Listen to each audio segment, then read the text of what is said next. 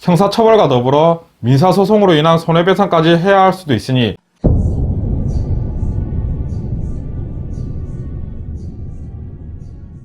안녕하세요.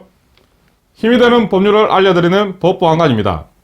최근 유명 연예인을 앞세운 대형 다이어트 업체에서 부정적인 후기를 자신의 블로그에 올린 20대 소비자에게 글을 내리지 않으면 명예훼손으로 법적 대응을 하겠다고 하여 소비자들로부터 많은 논란이 일고 있는데요. 사실 소비자들은 그러한 후기 등을 보고 주문하거나 방문하는 경우가 많기 때문에 해당 업체의 입장에서는 아주 치명적일 겁니다. 그러면 과연 SNS나 블로그에 자신의 체험담 혹은 후기 등을 적을 때도 좋은 말만 적어야 할까요? 그건 아닙니다. 사실 후기라는 것이 자신의 주관적인 생각을 여러 사람들과 공유하자는 취지로 적는 경우가 많은데요. 지난 2012년 한 산후조리원이 부정적인 후기를 쓴 소비자에게 명예훼손으로 고소한 사건이 있었는데, 결국 대법원은 실제 피고인이 산후조리원을 이용하면서 겪은 것에 대한 주관적 평가를 담은 후기이고, 그 글은 정보를 구하고자 하는 임산부의 의사결정에 도움이 되는 정보로서 공공의 이익에 관한 것이라고 보는 것이 타당하다 하여 정보통신망법에 의한 명예훼손죄가 성립되지 않는다고 판시하였습니다.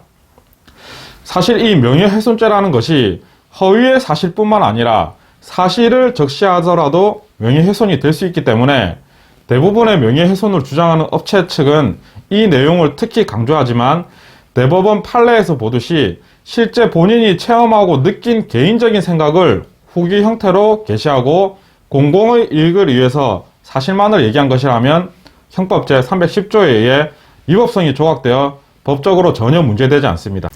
오히려 이런 문제없는 리뷰 글에 대해 지속적인 해악의 고지 등을 한다면 협박죄나 강요죄에 해당될 수 있고, 혹은 혐의 없이 고소 등을 진행했다면 무고죄로 맞대응하시면 됩니다.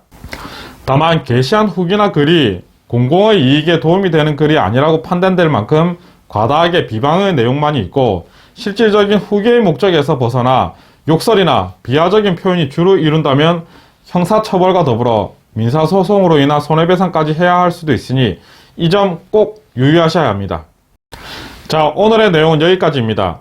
소비자들에게 유용한 정보를 제공하는 목적으로서의 블로그 후기가 예전에 비해 요즘은 홍보 수단으로 이용되어 다소 안타까운 점이 많습니다. 다만 이러한 점을 악용하여 선의의 블로거에게 피해를 준다면 강력하게 대응하시길 바랍니다. 영상이 도움되셨다면 구독과 좋아요 꼭 부탁드리겠습니다. 감사합니다.